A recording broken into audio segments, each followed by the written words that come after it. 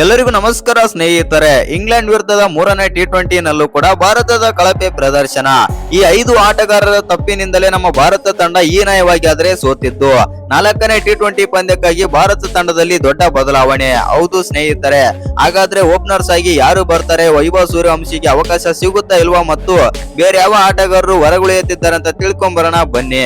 ಅದಕ್ಕಿಂತ ಮುಂಚೆ ನೀವೇನಾದ್ರೂ ಚಾನಲ್ಗೆ ಸಬ್ಸ್ಕ್ರೈಬ್ ಮಾಡ್ಕೊಳ್ಳೋದು ಹಾಗೆ ನೋಡ್ತಿದ್ರೆ ಸಬ್ಸ್ಕ್ರೈಬ್ ಮಾಡ್ಕೊಂಡು ಬೆಲ್ ಐಕನ್ ಅನ್ನ ಆಲ್ ಇಟ್ಕೊಳ್ಳಿ. ಹಾಗೆ ಮರಿದೆ ವಿಡಿಯೋಗೆ ಒಂದು ಲೈಕ್ ಕೊಡೋದನ್ನ ಕೂಡ ಮರಿಬೇಡಿ.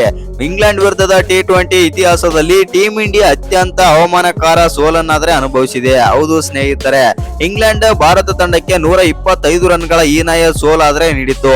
ಇನ್ನು ಭಾರತ ಬೌಲಿಂಗ್ ಮತ್ತು ಬ್ಯಾಟಿಂಗ್ ಎರಡರಲ್ಲೂ ಕೂಡ ಹೇಳಿಕೊಳ್ಳುವಂತ ಪ್ರದರ್ಶನ ಕೊಡ್ಲೇ ಇಲ್ಲ. 5 ಪಂದ್ಯಗಳ ಟಿ20 ಸರಣಿಯ 3ನೇ ಪಂದ್ಯದಲ್ಲಿ ನಮ್ಮ ಭಾರತ ಮತ್ತು ಇಂಗ್ಲೆಂಡ್ ತಂಡಗಳು ಮುಖಾಮುಖಿಯಾಗಿದ್ದವು. ಇನ್ನು ಈ ಪಂದ್ಯದಲ್ಲಿ ಟಾಸ್ ಗೆದ್ದ ನಮ್ಮ ಭಾರತ ತಂಡ ಮೊದಲು ಬೌಲಿಂಗ್ ಆಯ್ಕೆ ಮಾಡಿಕೊಂಡಿತ್ತು. ಅದರಂತೆ ಬ್ಯಾಟಿಂಗ್ ಗೆ ಬಂದಂತ ಇಂಗ್ಲೆಂಡ್ ತಂಡದ ಪರ ಫಿಲ್ ಸಾಲ್ಟ್ ಅವರ ಅರ್ಧಶತಕದ ನೆರವಿನಿಂದ 20 ಓವರ್ಗಳಲ್ಲಿ 7 ವಿಕೆಟ್ ಕಳೆದುಕೊಂಡು 201 ರನ್ ಆದ್ರೆ ಕಲೆ ಹಾಕಿದ್ದು ಇಂಗ್ಲೆಂಡ್ ತಂಡ. ಇನ್ನು ಇಂಗ್ಲೆಂಡ್ ತಂಡದ ಮೊತ್ತವನ್ನು ಬೆನ್ನಟ್ಟಿದ ನಮ್ಮ ಭಾರತ ತಂಡ ಇನ್ನಿಂಗ್ಸ್ ಆದ್ರೆ ಕಳಪೆ ಆರಂಭ ಆದ್ರೆ ಪಡೆಯಿತು. ಹೌದು ವೀಕ್ಷಕರೇ, ಟೀಮ್ ಇಂಡಿಯಾದ ಪೂರ್ಣ 20 ಓವರ್ಗಳನ್ನು ಸಹ ಆಡಲು ಸಾಧ್ಯವಾಗಲಿಲ್ಲ ನಮ್ಮ ಬ್ಯಾಟರ್ಗಳ ಕೈಲಿ. ಇಂಗ್ಲೆಂಡ್ ಬೌಲಿಂಗ್ ದಾಳಿಗೆ ತತ್ತರಿಸಿ ಹೋಯಿತು ನಮ್ಮ ಟೀಮ್ ಇಂಡಿಯಾ.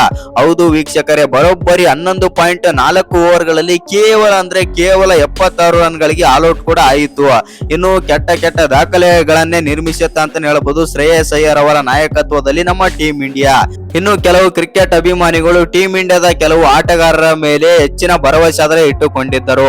ಆದರೆ ಅವರ ಕಳಪೆ ಪ್ರದರ್ಶನವು ಟೀಮ್ ಇಂಡಿಯಾವನ್ನು ಸೋಲಿನ ಸುಳಿಗೆ ತಳ್ಳಿತು. ಟೀಮ್ ಇಂಡಿಯಾದ ಹೀನಾಯ ಸೋಲಿಗೆ ಕಾರಣವಾದ ಆ 5 ಆಟಗಾರರು ಯಾರೆಂದು ನೋಡೋಣ ಬನ್ನಿ. ಮೊದಲಿಗೆ ಅಭಿಷೇಕ್ ಶರ್ಮಾ. ಹೌದು ವೀಕ್ಷಕರೇ, ಟೀಮ್ ಇಂಡಿಯಾದ ಸೂಪರ್ ಸ್ಟಾರ್ ಬ್ಯಾಟ್ಸ್ಮನ್ ಆದಂತ ಅಭಿಷೇಕ್ ಶರ್ಮಾ ಹಿಂದಿನ ಪಂದ್ಯದಲ್ಲಿ ಉತ್ತಮ ಇನ್ನಿಂಗ್ಸ್ ಆಡಿದ್ದರು. ಆದರೆ 3ನೇ ಟಿ20 ಪಂದ್ಯದಲ್ಲಿ ರನ್ ಗಳಿಸುವಲ್ಲಿ ಎಡವಿದರು. ಅಭಿಷೇಕ್ ಶರ್ಮಾ ಕೇವಲ 10 ರನ್ ಗಳಿಸಿ ಔಟ್ ಆದರು ಮತ್ತು ಅವರ ಔಟ್ ಆದ ಬಳಿಕವೇ ವೈಭವ್ ಸೂರ್ಯವಂಶಿ ಮೇಲೇನೂ ಕೂಡ ಒತ್ತಡ ಹೆಚ್ಚಾಯಿತು. ಇನ್ನು ಕಳೆದ ಕೆಲವು ತಿಂಗಳುಗಳಿಂದ ವೈಭವ್ ಸೂರ್ಯವಂಶಿ ಅದ್ಭುತ ಫಾರ್ಮ್ ನಲ್ಲಿ ಆದ್ರೆ ಇದ್ದಾರೆ. ಇನ್ನು ಇಂಗ್ಲೆಂಡ್ ವಿರುದ್ಧದ 3ನೇ ಟಿ20 ನಲ್ಲೂ ಕೂಡ ಕೇವಲ 5 ಬಾಲ್ ಗಳನ್ನಾಡಿ 13 ರನ್ ಗಳಿಸಿ ಔಟ್ ಆದರು. ಅದರಲ್ಲಿ 2 ಸಿಕ್ಸರ್ ಗಳನ್ನಾದ್ರೆ ಬಾರಿಸುತ್ತಾರೆ ಮತ್ತು ಉತ್ತಮ ಟಚ್ ನಲ್ಲಿದ್ದರು ವೈಭವ್ ಸೂರ್ಯವಂಶಿ. ಇನ್ನು ವೈಭವ್ ಸೂರ್ಯವಂಶಿ ಅವರು ಇನ್ನಿಂಗ್ಸ್ ಅನ್ನು ದೊಡ್ಡದಾಗಿ ಪರಿವರ್ತಿಸುವಲ್ಲಿ ಸಾಧ್ಯವಾಗಲಿಲ್ಲ ಮತ್ತು ಇದು ಸೋಲಿಗೆ ಪ್ರಮುಖ ಕಾರಣ ಅಂದ್ರೂ ತಪ್ಪಿಲ್ಲ. ಇನ್ನು ಭಾರತ 41 ರನ್ ಗಳಿಗೆ 3 ವಿಕೆಟ್ ಕಳೆದುಕೊಂಡ ನಂತರ ಅನುಭವಿ ಬ್ಯಾಟರ್ ಮತ್ತು ನಾಯಕ ಶ್ರೇಯಸ್ ಅಯ್ಯರ್ ಎಚ್ಚರಿಕೆಯಿಂದ ಆಡಬೇಕಾಗಿತ್ತು. ಆದರೆ ಬಿಗ್ ಶಾಟ್ ಹೊಡೆಯಲು ಪ್ರಯತ್ನಿಸಿದ ಶ್ರೇಯಸ್ ಅಯ್ಯರ್ ಅವರು ಜಾಕಬ್ ಬೆಥೆಲ್ಗೆ ಕ್ಯಾಚ್ ನೀಡಿ ಔಟ್ ಆದರು. ಅವರು ಕೂಡ ಟೀಮ್ ಇಂಡಿಯಾದ ಸೋಲಿಗೆ ದೊಡ್ಡ ಖಳನಾಯಕನಲ್ಲಿ ಒಬ್ಬರಂತಂದ್ರೆ ತಪ್ಪಿಲ್ಲ ಅಂತಾನೆ ಹೇಳ್ಬೋದು ಶ್ರೇಯಸ್ ಅಯ್ಯರ್ ಅವರಿಗೆ. ಇನ್ನು ತಿಲಕ್ ವರ್ಮಾ. ಹೌದು ವೀಕ್ಷಕರೇ, ಭಾರತ ತಂಡದ ಉಪನಾಯಕ ಪದೇ ವಿಕೆಟ್ ಕಳೆದುಕೊಂಡ ನಂತರ ವರ್ಮಾ ಅವರು ನಿಧಾನಗತಿಯಲ್ಲಿ ಬ್ಯಾಟಿಂಗ್ ಮಾಡಿ 11 ಬಾಲ್ಗಳಲ್ಲಿ 3 ರನ್ ಗಳಿಸಿ ಅವರು ಕೂಡ ಔಟ್ ಆದರು. 3ನೇ ಪಂದ್ಯದಲ್ಲಿ ಹೆಚ್ಚಿನ ಬಾಲ್ಗಳನ್ನು ಆಡುವ ಮೂಲಕ ಒತ್ತಡವನ್ನು ಕಡಿಮೆ ಮಾಡುವ ಬದಲು ತಿಲಕ್ ಒತ್ತಡವನ್ನು ಹೆಚ್ಚಿಸಿದರು. ಇದರ ಪರಿಣಾಮವಾಗಿ ವಿಲ್ ಜಾಕ್ಸ್ ಬೌಲಿಂಗ್ ನಲ್ಲಿ ತಿಲಕ್ ವರ್ಮಾ ಸ್ಟಂಪ್ ಔಟ್ ಆಗಿ ಔಟ್ ಆದರು. ಇನ್ನು 3ನೇ ಟಿ20 ಪಂದ್ಯದಲ್ಲಿ ಭಾರತ ತಂಡದ ಪರ ಅಕ್ಷರ್ ಪಟೇಲ್ ಅವರು ಅತ್ಯುತ್ತಮ ದುಬಾರಿ ಬೌಲರ್ ಆದರು. ಹೌದು ವೀಕ್ಷಕರೇ, ಅಕ್ಷರ್ ಪಟೇಲ್ ಅವರು 12.25 ಎಕಾನಮಿಯ ರೇಟ್ ನಲ್ಲಿ 49 ರನ್ ಗಳನ್ನಾದ್ರೆ ಬಿಟ್ಟುಕೊಟ್ಟರು. ಇನ್ನು ಅಕ್ಷರ್ ಪಟೇಲ್ ಕೂಡ ಬ್ಯಾಟಿಂಗ್ ನಲ್ಲಿ ಹೆಚ್ಚಿನ ಹೇಳಿಕೊಳ್ಳುವಂತ ಪ್ರದರ್ಶನ ಕೊಡ್ಲೇ ಇಲ್ಲ. ಕೇವಲ 10 ರನ್ ಗಳಿಸಿ ಔಟ್ ಆದರು. ಆ ನಂತರ ಭರವಸೆ ಆಟಗಾರರ ಕಳಪೆ ಪ್ರದರ್ಶನದಿಂದಾಗಿ ಟೀಮ್ ಇಂಡಿಯಾ ಹೀನಾಯವಾಗಿ ಆದ್ರೆ ಸೋತಿದೆ. ಆ ಕಾರಣದಿಂದಾಗಿ ನಮ್ಮ ಭಾರತ ತಂಡಕ್ಕೆ ದೊಡ್ಡ ತಲೆನೋವಾಗಿದೆ ಅಂತ ಹೇಳ್ಬೋದು 4ನೇ ಟಿ20 ಪಂದ್ಯ. 4ನೇ ಟಿ20 ಪಂದ್ಯದಲ್ಲಿ ಏನಾದ್ರೂ ನಮ್ಮ ಭಾರತ ತಂಡ ಸೋಲ್ದೆ ಏನಾದ್ರೂ ಅಕಸ್ಮಾತ್ ಸೋತಿತ್ತು ಅಂತಂದ್ರೆ ಸರಣಿಯನ್ನು ಕೂಡ ಸೋತಂತೆ ಆದ್ರೆ ಆಗುತ್ತೆ. ಆ ಕಾರಣದಿಂದಾಗಿ ಆ ಪಂದ್ಯನು ಕೂಡ ಮಾಡು ಇಲ್ಲವೇ ಮಡಿ ಪಂದ್ಯ ಅಂತಾನೆ ಹೇಳ್ಬಹುದು.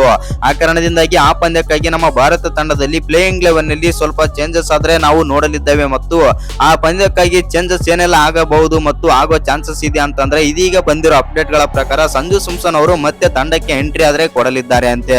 ಹೌದು ಸ್ನೇಹಿತರೆ, ತಿಲಕ್ ವರ್ಮಾ ಅವರ ಬದಲಿಗೆ ಸಂಜು ಸ್ಯಾಮ್ಸನ್ ತಂಡದಲ್ಲಿ ಬಂದು ಸಂಜು ಸ್ಯಾಮ್ಸನ್ ಅವರು 4ನೇ ಕ್ರಮಾಂಕದಲ್ಲಿ ಬ್ಯಾಟಿಂಗ್ ಗೆ ಬರಲಿದ್ದಾರೆ ಅನ್ನೋ ಅಪ್ಡೇಟ್ ಕೂಡ ಬರ್ತಾ ಇವೆ.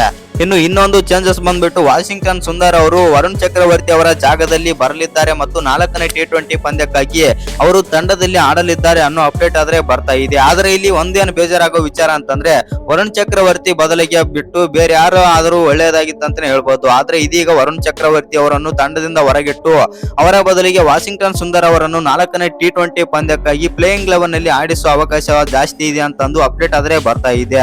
ಓಪನರ್ಸ್ ಆಗಿ ವೈಭವ್ ಸೂರ್ಯವಂಶಿ, ಅಭಿಷೇಕ್ ಶರ್ಮಾ ಇದ್ದ ಪ್ರಕಾರ ಬಂದೇ ಬರ್ತಾರೆ ಮತ್ತು ನಂಬರ್ 3 ಅಲ್ಲಿ ಇಶಾನ್ ಕಿಶನ್ ಬರ್ತಾರೆ. ನಂಬರ್ 4 ಅಲ್ಲಿ ಸಂಜು ಸ್ಯಾಮ್ಸನ್, ನಂಬರ್ 5 ಅಲ್ಲಿ ನಾಯಕ ಶ್ರೇಯಸ್ ಅಯ್ಯರ್, ನಂಬರ್ 6 ಅಲ್ಲಿ ದುಬೆ, ನಂಬರ್ 7 ಅಲ್ಲಿ ಅಕ್ಷರ್ ಪಟೇಲ್ ಮತ್ತು ನಂಬರ್ 8 ಅಲ್ಲಿ ಹರ್ಷಿತ್ ರಾಣಾ. ಇನ್ನು ನಂಬರ್ 9 ನಲ್ಲಿ ಪ್ರಿನ್ಸ್ ಯಾದವ್, ನಂಬರ್ 10 ಅಲ್ಲಿ ಹರ್ಷದೀಪ್ ಸಿಂಗ್ ಮತ್ತು ನಂಬರ್ 11 ನಲ್ಲಿ ವರುಣ್ ಚಕ್ರವರ್ತಿ ಬದಲಿಗೆ ವಾಷಿಂಗ್ಟನ್ ಸುಂದರ್ ಅವರು ತಂಡಕ್ಕೆ ಎಂಟ್ರಿ ಕೊಡಲಿದ್ದಾರೆ ಅನ್ನೋ ಅಪ್ಡೇಟ್ ಆದ್ರೆ ಬರ್ತಾ ಇದೆ. ನಿಮ್ಮ ಪ್ರಕಾರ ಇದು ಫೇರ್ ಅನ್ಫೇರ್ ಅಂತ ಕಮೆಂಟ್ ಮಾಡೋದನ್ನ ಮರಿಬೇಡಿ. ಹಾಗೆ ನಮ್ಮ ಭಾರತ ತಂಡ ಇಂಗ್ಲೆಂಡ್ ವಿರುದ್ಧ 4ನೇ T20 ಪಂದ್ಯದಲ್ಲಿ ಗೆದ್ದು ಸರಣಿಯನ್ನು ಇನ್ನೂ ಜೀವಂತವಾಗಿ ಉಳಿಸುತ್ತಾ ಅಥವಾ ಇಲ್ಲಿಗೆ ಸೋತು ಸರಣಿಯನ್ನು ಕೂಡ ಕೈ ಬಿಡುತ್ತಾ ಅಂತ ಕಮೆಂಟ್ ಬಾಕ್ಸ್ ನಲ್ಲಿ ಕಮೆಂಟ್ ಮಾಡೋದನ್ನ ಮರಿಬೇಡಿ. ಟಾಸ್ ಸೋತು ಮೊದಲು ಬ್ಯಾಟಿಂಗ್ ಮಾಡಿದ ಇಂಗ್ಲೆಂಡ್ ತಂಡ ಮೊದಲನೇ ಓವರ್ ನಲ್ಲಿ ಮೇಡ್ ಇನ್ ಓವರ್ ನೀಡಿದರು ಹರ್ಷದೀಪ್ ಸಿಂಗ್. ಆನಂತರ ಚೇತರಿಸಿಕೊಂಡು ಆರಂಭಿಕ ಬ್ಯಾಟರ್ ಗಳಾದ ಬಟ್ಲರ್ ಹಾಗೂ ಪಿಲ್ಸಲ್ಟ್ ಸ್ಫೋಟಕ ಆರಂಭ ಆದ್ರೆ ನೀಡಿದರು. ಇನ್ನು ಈ ಜೋಡಿ ಮೊದಲನೇ ವಿಕೆಟ್ ಗೆ 43 ರನ್ ಆದ್ರೆ ಸೇರಿಸಿದರು. ಇನ್ನು ಜಾಸ್ ಬಟ್ಲರ್ ಅವರು 21 ಬಾಲ್ ಗಳಲ್ಲಿ 4 4 2 ಸಿಕ್ಸರ್ ಸೇರಿಸಿ 36 ರನ್ ಗಳಿಸಿ ಪ್ರಿನ್ಸ್ ಯಾದವ್ ಬೌಲಿಂಗ್ ನಲ್ಲಿ ಕ್ಲೀನ್ ಬೋರ್ಡ್ ಆದರು. ಆನಂತರ ಜವಾಬ್ದಾರಿಯುತ ವಹಿಸಿಕೊಂಡ ಪಿಲ್ಸಲ್ಟ್ ಮಾತ್ರ ಸಿಡಿಲಪ್ಪರದ ಬ್ಯಾಟಿಂಗ್ ನಡೆಸಿದರು. ಕೇವಲ 44 ಬಾಲ್ಗಳಲ್ಲಿ 7 4 3 ಸಿಕ್ಸರ್ ಗಳ ನೆರವಿನಿಂದ ಬರೋಬ್ಬರಿ 70 ರನ್ ಸಿಡಿಸಿ ಸಾಲ್ಟ್ ಅವರು ಭಾರತೀಯ ಬೌಲರ್ ಗಳನ್ನು ಮನಬಂದಂತೆ ಆದರೆ ದಂಡಿಸಿದರು. ಅಲ್ಲದೆ ಹ್ಯಾರಿ ಬ್ರೂಕ್ ಜೊತೆಗೆ 28 ರನ್, ಜೇಕಬ್ ಬೆಥಲ್ ಜೊತೆಗೆ 40 ರನ್ ಹಾಗೂ ಶ್ಯಾಮ್ ಕರಣ್ ಜೊತೆಗೆ 47 ರನ್ಗಳ ಜೊತೆ ಆಟದಲ್ಲಿ ಪಾಲ್ಗೊಂಡರು. ಸಾಲ್ಟ್ ನಂತರ ಅಬ್ಬರಿಸಿದ ಶ್ಯಾಮ್ ಕರಣ್ ಕೇವಲ 24 ಬಾಲ್ಗಳಲ್ಲಿ 4 4 ಗಳ ನೆರವಿನಿಂದ ಅಜಯ 41 ರನ್ ಗಳಿಸಿ ತಂಡದ ಮೊತ್ತವನ್ನು 200ರ ಗಡಿ ಕೂಡ ದಾಟಿಸಲು ನೆರವಾದರು. ಇನ್ನು ವಿಲ್ ಜಾಕ್ಸ್ 7 ಬಾಲ್ ಅಲ್ಲಿ 14 ರನ್ ಆದ್ರೆ ಸಿಡಿಸಿದರು ಕೊನೆಯಲ್ಲಿ ಬಂದು. ಹೌದು ಸ್ನೇಹಿತರೆ, ಇನ್ನು ಭಾರತದ ಪರ ವಿಕೆಟ್ ವಿಚಾರದಲ್ಲಿ ಬರೋದಾಯ್ತು ಅಂತಂದ್ರೆ ಹರ್ಷಿತ್ ರಾಣಾ, ಪ್ರಿನ್ಸ್ ಯಾದವ್ 2 ವಿಕೆಟ್ ಪಡೆದರೆ ಅಕ್ಷರ್ ಪಟೇಲ್ 1 ವಿಕೆಟ್ ಆದ್ರೆ ಪಡೆದರು. ಇನ್ನು 202 ಗುರಿಯನ್ನು ಟಾರ್ಗೆಟ್ ಅನ್ನು ಚೇಸ್ ಮಾಡಕ್ಕೆ ಬರ್ತಾ ಇರಬೇಕಾದ್ರೆ ನಮ್ಮ ಭಾರತ ತಂಡ ಹೇಳಿಕೊಳ್ಳುವಂತ ಪ್ರದರ್ಶನೆಯನ್ನು ಕೊಡ್ಲೇ ಇಲ್ಲ.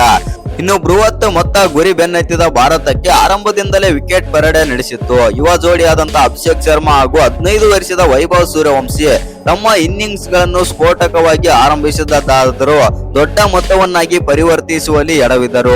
ಅಭಿಷೇಕ್ ಶರ್ಮಾ 7 ಬಾಲ್ ಅಲ್ಲಿ 10 ರನ್ ಗಳಿಸಿ ಜಾಸ್ ಟಾಂಗ್ಗೆ ವಿಕೆಟ್ ಒಪ್ಪಿಸಿದರೆ ಆನಂತರ ಜೋಫ್ರಾ ಆರ್ಚರ್ ಬೌಲಿಂಗ್ ನಲ್ಲಿ ವೈಭವ್ ಸೂರ್ಯವಂಶಿ 5 ಬಾಲ್ ಗಳಲ್ಲಿ 2 ಸಿಕ್ಸರ್ ಸೇರಿಸಿ 13 ರನ್ ಬಾರಿಸಿ ಮತ್ತೆ ಔಟ್ ಆದರು.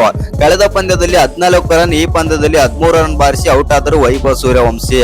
ಇವರಿಬ್ಬರ ನಂತರ ಬಂದ ಇಶಾನ್ ಕಿಶನ್ 9 ಬಾಲ್ ಅಲ್ಲಿ 13 ರನ್ ಮತ್ತು ನಾಯಕ ಶ್ರೇಯಸ್ ಅಯ್ಯರ್ ಅವರು 4 ಬಾಲ್ ಅಲ್ಲಿ 5 ರನ್, ಅಕ್ಷರ್ ಪಟೇಲ್ 4 ಬಾಲ್ ಅಲ್ಲಿ 10 ರನ್ ಗಳಿಸಿ ವಿಕೆಟ್ ಒಪ್ಪಿಸಿದರು. ಇನ್ನು ಭಾರತ ತಂಡ ಕೇವಲ 5 ಓವರ್ ಗಳಲ್ಲಿ 52 ರನ್ ಗಳಿಸಿ ತನ್ನ 5 ಪ್ರಮುಖ ವಿಕೆಟ್ ಕಳೆದುಕೊಂಡು ತೀವ್ರ ಸಂಕಷ್ಟಕ್ಕಾದರೆ ಸಿಲುಕಿತ್ತು.